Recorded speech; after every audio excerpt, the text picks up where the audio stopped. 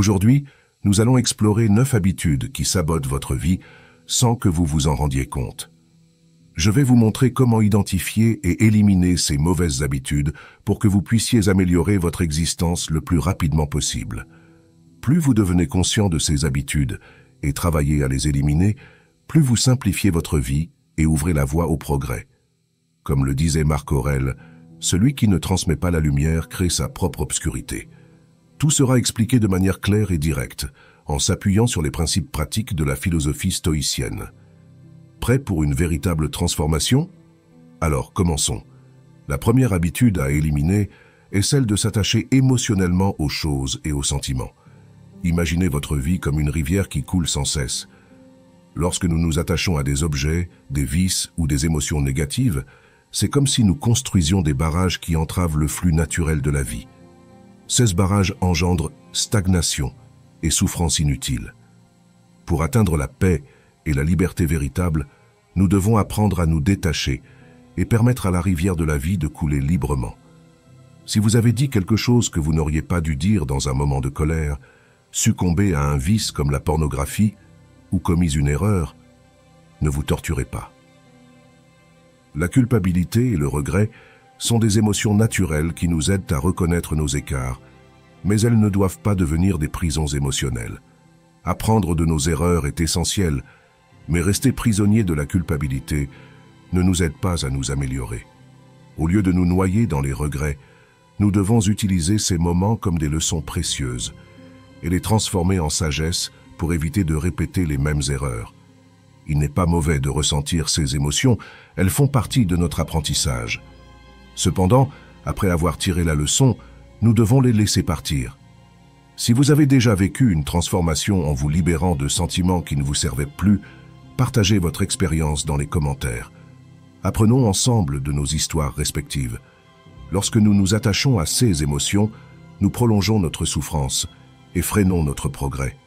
Nous devons reconnaître l'émotion, en tirer une leçon, puis la laisser partir pour avancer avec légèreté et clarté.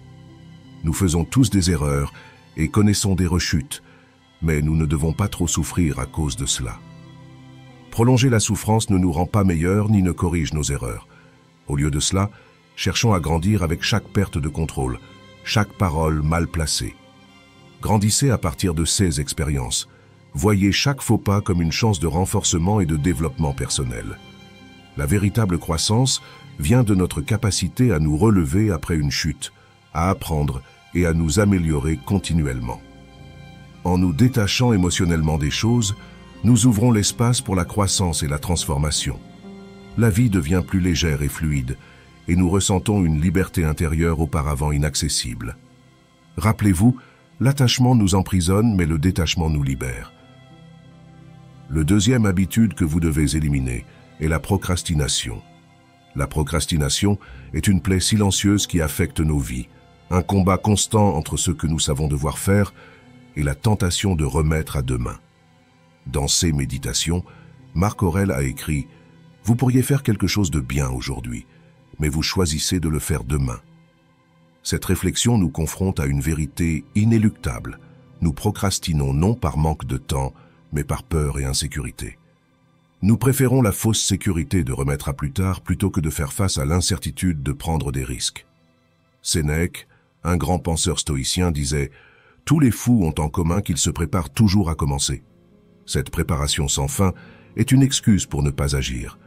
Nous nous leurrons avec des plans et des listes, croyant avancer, alors qu'en réalité, nous restons à l'arrêt. La procrastination nous enferme dans un cycle de culpabilité et de frustration. Chaque tâche reportée pèse sur notre esprit, nous privant de la paix et du plaisir de la réalisation. En reportant nos responsabilités, nous ne reportons pas seulement des choses, mais notre vie. Imaginez que vous devez construire un grand mur. Chaque brique que vous placez représente une petite action qui, prise isolément, semble insignifiante. Cependant, ensemble, ces briques forment une structure solide et imposante. La procrastination, c'est comme regarder toutes les briques et se sentir accablé par la quantité de travail, tandis que le stoïcisme nous enseigne à nous concentrer sur la pose d'une brique à la fois sans nous soucier du résultat final. Chaque petite action compte. Cessez d'attendre le jour parfait ou le moment le plus motivant. Commencez maintenant. Faites ce qui est nécessaire, puis ce qui est possible, et soudainement, vous ferez l'impossible. Si vous êtes vraiment prêt à éliminer cette habitude, qui est l'une des pires et qui nuit le plus à votre vie, laissez votre marque en vous engageant ici. Écrivez dans les commentaires « Je vais éliminer la procrastination ». La troisième habitude que vous devez éliminer est d'être esclave de votre esprit. Sénèque, l'un des grands philosophes stoïciens, a déclaré « Montrez-moi un homme qui n'est pas esclave. Certains sont esclaves de la luxure, d'autres de l'avidité, d'autres encore de l'ambition, et tous sont esclaves de la peur. Aucune servitude n'est plus humiliante que celle que nous nous imposons à nous-mêmes. » Ces paroles mettent en lumière une vérité difficile à accepter. Beaucoup d'entre nous sommes prisonniers de chaînes invisibles. Le désir, l'avidité, l'ambition et la peur sont autant de fers qui nous empêchent de vivre pleinement. Ce qui est le plus troublant, c'est que nous ne réalisons souvent même pas que nous sommes esclaves de nos propres désirs et peurs. Nous restons à leur merci. Pour atteindre une véritable liberté, il est crucial de maîtriser notre esprit. Le stoïcisme nous enseigne que pour nous libérer, nous devons discipliner nos pensées et nos actions. Si nous laissons notre esprit vagabonder, nous sommes facilement distraits par des tentations qui nous éloignent de nos objectifs. L'autocontrôle n'est pas seulement une vertu stoïcienne, mais une nécessité pour quiconque aspire à une vie pleine et significative.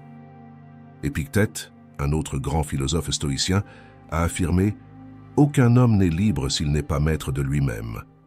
Cette maxime nous rappelle que la véritable liberté ne réside pas dans l'absence de contraintes externes, mais dans la capacité à se contrôler soi-même. Cela signifie résister aux pressions sociales qui nous poussent uniquement vers la quête de statut et de biens matériels, et plutôt se concentrer sur le développement de notre vertu et de notre sagesse. L'autodiscipline nous permet de discerner ce qui est réellement important et nous libère des préoccupations triviales qui épuisent notre énergie.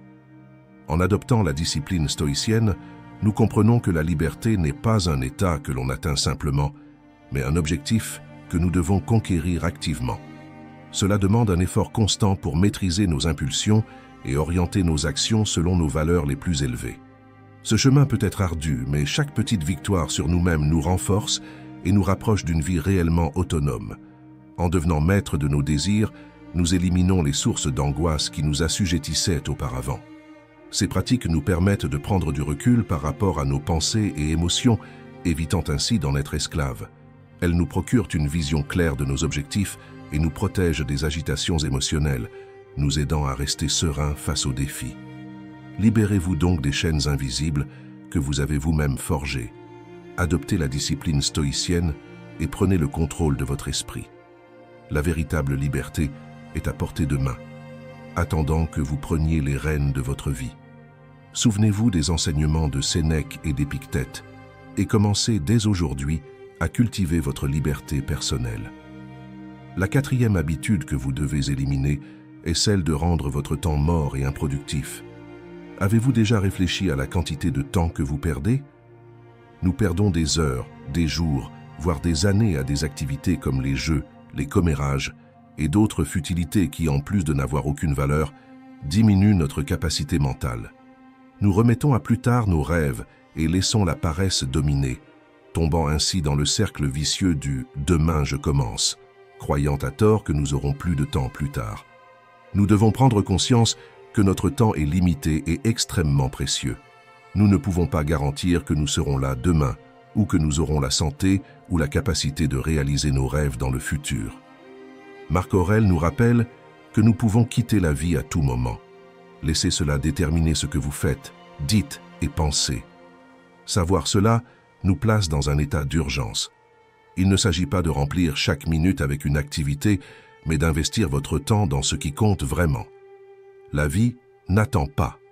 Chaque moment qui passe est unique et ne reviendra jamais. C'est une grave erreur d'agir comme si nous allions vivre éternellement en ignorant la réalité de notre mortalité. Nous devons nous demander « Que fais-je de mon temps?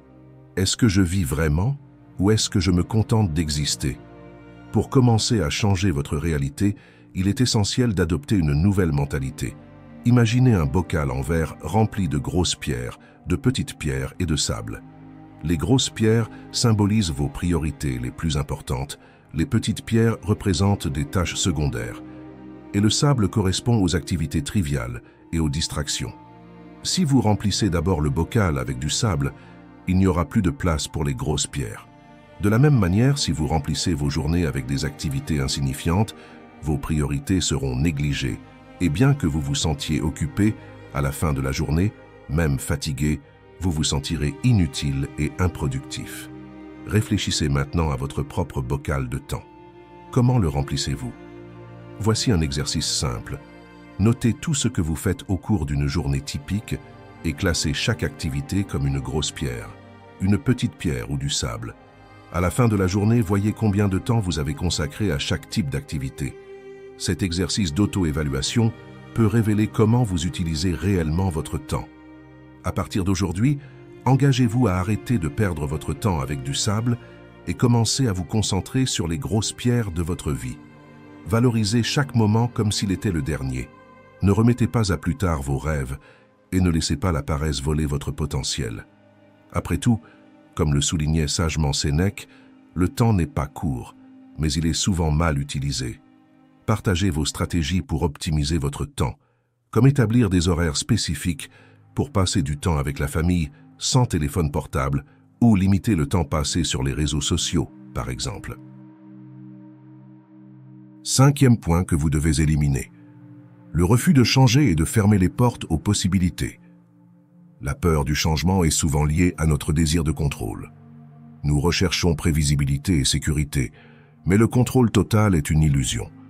En nous accrochant à ce qui est familier, nous limitons notre capacité à découvrir les nombreuses possibilités que la vie nous offre.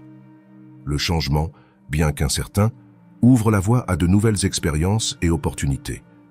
Plutôt que de le craindre, nous devons apprendre à l'aborder avec courage et flexibilité.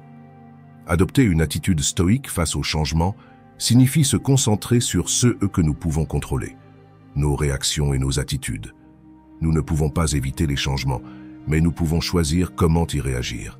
Au lieu de lutter contre le courant, nous pouvons apprendre à nager avec lui, en tirant parti des nouvelles directions que la vie nous propose. Cela nous permet de transformer la peur en une source puissante d'énergie et de détermination. L'histoire humaine illustre que l'adaptabilité est fondamentale pour la survie et l'évolution. Si nos ancêtres avaient redouté le changement, nous continuerions probablement à vivre dans des grottes. Le changement nous pousse à innover, à explorer des solutions créatives et à améliorer nos vies. Accepter et embrasser le changement est la clé de notre véritable évolution.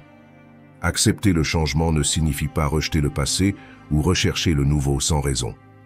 Il s'agit plutôt de trouver un juste équilibre entre la valorisation de ce que nous avons déjà et l'ouverture aux nouvelles opportunités. Si nous sommes heureux avec notre situation actuelle, il n'est pas nécessaire de forcer les changements, mais nous devons rester prêts à accueillir les nouveautés avec confiance, sachant que nous avons la résilience nécessaire pour faire face aux défis. La vie est un flux constant, et notre prospérité dépend de notre capacité à nous adapter et à croître à chaque étape. Souvenez-vous des paroles de Marc Aurèle, « Tout est destiné à changer, à évoluer et à disparaître pour laisser place au nouveau. » Laissez le changement être une source de développement personnel. Comme dans la nature, nous sommes en perpétuelle transformation. Acceptez le changement et découvrez les possibilités infinies qu'il peut offrir à votre vie. Faites le premier pas vers le changement dès maintenant. Si vous appréciez l'apprentissage pratique du stoïcisme, n'oubliez pas d'aimer la vidéo et de vous abonner à la chaîne. Activez la cloche de notification pour ne rien manquer des prochaines vidéos. 6e habitude que vous devez éliminer, s'abstenir d'agir. Vous pouvez également commettre une injustice en ne faisant rien. Marc Aurèle a dit « Lorsque nous voyons une injustice et que nous ne faisons rien, nous devenons complices de cette situation. Ne pas agir face au mal, c'est permettre qu'il grandisse, c'est approuver l'erreur. La justice n'est pas seulement une vertu d'action, mais aussi d'intervention. Être juste implique d'empêcher que des injustices se produisent autour de nous, même si nous n'en sommes pas les auteurs. Le stoïcisme nous appelle à être responsables et à agir comme des gardiens de la justice chaque fois que nécessaire. Les stoïciens valorisent l'harmonie et évitent les conflits inutiles, croyant que nous devons vivre en paix les uns avec les autres. Cependant, il y a des moments où l'intervention devient essentielle. Un stoïcien doit savoir discerner quand un conflit inutile se transforme en un conflit nécessaire, surtout lorsqu'une injustice est commise contre soi ou contre les autres. Dans ces moments-là, s'abstenir d'agir n'est pas une option. La justice exige de l'action, du courage et de la détermination pour affronter l'erreur. Être juste signifie traiter les autres correctement et faire ce qui est juste dans chaque situation, toujours avec les 4 vertus stoïciennes en tête. Sagesse, justice, courage et tempérance. Ces vertus nous aident à agir correctement et de manière équilibrée, en évitant la colère ou la vengeance. La sagesse nous guide sur la meilleure manière d'agir. La justice nous motive à intervenir. Le courage nous donne la force d'affronter les défis et la tempérance nous maintient équilibrés et rationnels dans nos actions. Comme l'a dit Confucius, la plus grande des lâchetés est de savoir ce qui est juste et de ne pas le faire. Lorsque nous savons quoi faire, mais que nous nous cachons derrière des excuses et des peurs, nous entravons non seulement notre propre croissance, mais nous nuisons également à ceux qui nous entourent. Le véritable courage réside dans le fait de faire ce qui est juste, même lorsque c'est difficile. 7e habitude que vous devez éliminer. Acceptez la médiocrité comme votre norme de bonheur. Vous devez éliminer l'acceptation de la médiocrité comme norme de bonheur. La violence domestique ne se manifeste généralement pas soudainement ou de manière flagrante dès le début. Au contraire, elle commence souvent par des comportements subtils et insidieux, comme des remarques dégradantes, des critiques constantes, de la jalousie excessive, ou des tentatives de contrôle sur les actions ou les relations sociales de la victime. Ces petits signes sont souvent minimisés, excusés ou justifiés par la victime ou par l'agresseur lui-même, ce qui peut créer un climat où la violence peut s'intensifier progressivement. En tolérant ou en rationalisant ces comportements au départ, on peut involontairement permettre à la dynamique abusive de s'installer et de s'aggraver avec le temps. Bien sûr, ce modèle ne doit plus être toléré, et il existe des lois pour protéger l'intégrité physique. Mais je veux attirer votre attention sur les petites choses que nous acceptons dans nos vies. La médiocrité en fait partie. Elle s'insinue insidieusement dans nos vies, et avant que nous ne nous en rendions compte, nous acceptons de faire notre travail n'importe comment, de prendre soin de notre santé n'importe comment, de gérer nos relations comme on peut, et nous nous habituons à des résultats médiocres, compromettant ainsi nos rêves et notre potentiel. Pourquoi se contenter de faire quelque chose de médiocre quand vous avez la capacité de faire quelque chose d'extraordinaire? Pourquoi accepter de vivre des relations médiocres où vous ne pouvez pas communiquer ou avec des personnes qui ne vous respectent pas? Pourquoi accepter un mauvais travail en réprimant votre potentiel et la contribution que vous pourriez apporter au monde? La médiocrité ne se mesure pas par les signes extérieurs de réussite matérielle ou sociale, tels que le salaire, les vêtements de marque ou les voitures de luxe. Au contraire, la médiocrité est définie par l'attitude intérieure de se contenter de moins que ce que vous pouvez être ou faire. Elle se manifeste lorsque vous abandonnez vos valeurs personnelles, compromettez votre dignité ou cessez de donner le meilleur de vous-même dans toutes les situations. En d'autres termes, quelqu'un peut avoir un emploi modeste, porter des vêtements simples et conduire une voiture ordinaire. Mais si cette personne vit en accord avec ses valeurs, maintient sa dignité et s'efforce toujours de faire de son mieux, elle n'est pas médiocre. À l'inverse, quelqu'un peut avoir une grande richesse et des possessions matérielles impressionnantes. Mais si cette personne renonce à ses valeurs, accepte des comportements indignes ou se contente de l'effort minimal, elle vit dans la médiocrité. Quand vous vous engagez à donner le meilleur de vous-même, quelque chose de magique se produit. Cela change la donne. Ce qui compte le plus, ce n'est pas le résultat final ou la reconnaissance, mais la satisfaction personnelle de savoir que vous avez donné le meilleur de vous-même. Imaginez vivre une vie où chaque action témoigne de votre engagement envers l'excellence. Peu importe si le monde le remarque ou non, ce qui compte, c'est que vous sachiez que vous avez donné le meilleur de vous-même. C'est le véritable pouvoir que le stoïcisme offre. Nous ne contrôlons que nos actions et nos attitudes, pas les résultats. Donc, l'excellence ne consiste pas à rechercher la perfection, mais à nous consacrer pleinement à faire de notre mieux dans la mesure de nos capacités. Lorsque nous acceptons cette responsabilité, nous nous libérons des attentes externes et nous nous concentrons sur ce qui importe vraiment, notre propre effort et croissance. Le stoïcisme nous rappelle que la recherche de l'excellence est en soi une récompense. La médiocrité ne prospère que là où il y a de la complaisance. Par conséquent, éloignez-vous d'elle, recherchez l'excellence et laissez-vous guider par la sagesse stoïcienne. 8e habitude que vous devez éliminer, être dominé par l'anxiété. Dans ses méditations, Marc Aurèle nous rappelle « Aujourd'hui j'ai échappé à l'anxiété, ou plutôt, je l'ai rejetée, car elle était en moi, dans mes propres perceptions et non à l'extérieur. L'anxiété ne vient pas des événements externes, mais de nos perceptions internes. Elle naît de nos pensées de peur, d'incertitude, ou encore quand nous amplifions nos problèmes. L'anxiété est le reflet de notre propre esprit, et il nous revient de contrôler ces pensées pour éviter qu'elles ne nous dominent. La préoccupation est comme un fauteuil à bascule. Vous bougez toute la journée, mais vous ne progressez pas. C'est une activité mentale qui consomme de l'énergie sans produire de résultats concrets. Plutôt que de résoudre des problèmes, la préoccupation augmente votre souffrance en vous torturant avec des scénarios imaginaires. Pour vaincre l'anxiété, il est essentiel de reconnaître que la plupart des préoccupations sont infondées et de croire en votre capacité à faire face aux défis réels lorsqu'ils se présenteront. Pour combattre l'anxiété, commencez par différencier ce que vous pouvez contrôler de ce que vous ne pouvez pas. Souvent, l'anxiété provient du désir de contrôler l'incontrôlable. Concentrez-vous sur ce qui est à votre portée et laissez le reste suivre son cours.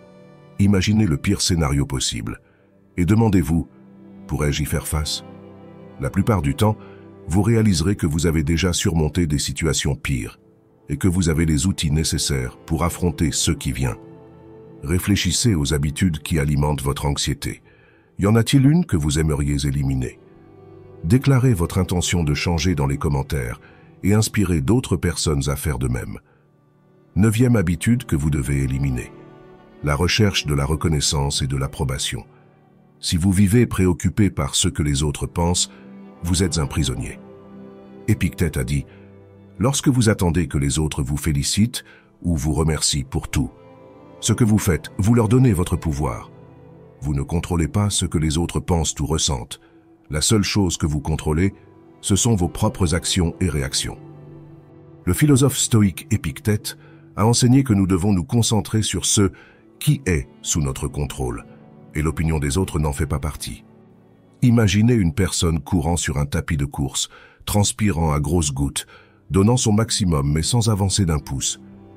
C'est une image claire de quelqu'un qui cherche à obtenir l'approbation dans tout ce qu'il fait. Chaque compliment reçu semble vous pousser en avant, mais vous réalisez rapidement que vous êtes de retour au même point de départ, car votre motivation dépend toujours du prochain compliment. Maintenant, imaginez la même personne courant sur une piste, guidée par ses propres objectifs et valeurs. Chaque pas est significatif et mène à de nouveaux horizons, indépendamment de l'opinion des autres. Pensez à combien de fois dans votre vie vous avez pris des décisions basées sur ce que les autres pourraient penser ou dire. Combien de fois avez-vous agi plus pour plaire aux autres que pour vous-même? Est-ce que cela valait la peine de vivre prisonnier des attentes et opinions des autres? Lorsque nos actions sont guidées par notre propre sens du but et de l'éthique, nous trouvons une satisfaction véritable et durable. La reconnaissance et les éloges peuvent être gratifiants, mais ils ne doivent pas être la raison principale pour laquelle vous vous efforcez. Travaillez et faites des efforts pour votre propre croissance, pour l'impact positif que vos actions ont sur le monde et parce que c'est la bonne chose à faire.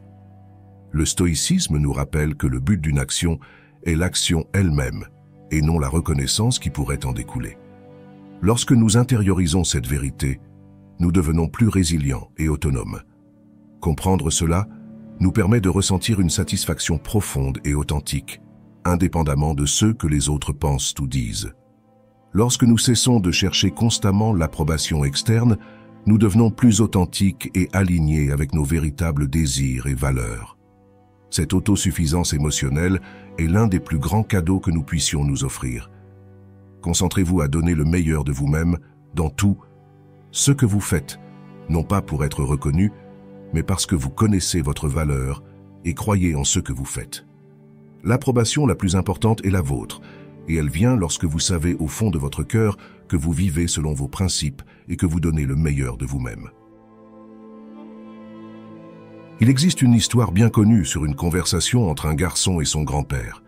Elle commence avec le grand-père disant « Sais-tu, mon petit-fils, qu'il y a deux loups en constante bataille à l'intérieur de nous? Un loup est mauvais et porte tous les sentiments négatifs que l'on peut imaginer. La colère, l'envie, la jalousie, la cupidité, l'orgueil, le ressentiment, la peur, la mesquinerie, la culpabilité, l'ego et l'arrogance. L'autre loup est bon et contient tout ce qui est positif en nous.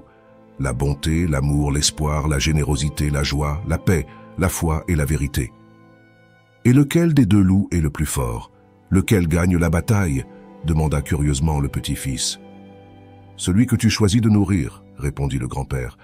Cette histoire nous fait réfléchir sur le loup que nous nourrissons avec nos actions et pensées et comment cela façonne nos vies. Quel loup déguisé en habitude nourrissez-vous? Engagez-vous dans cette nouvelle mentalité pour éliminer ces habitudes qui ne feront que vous nuire.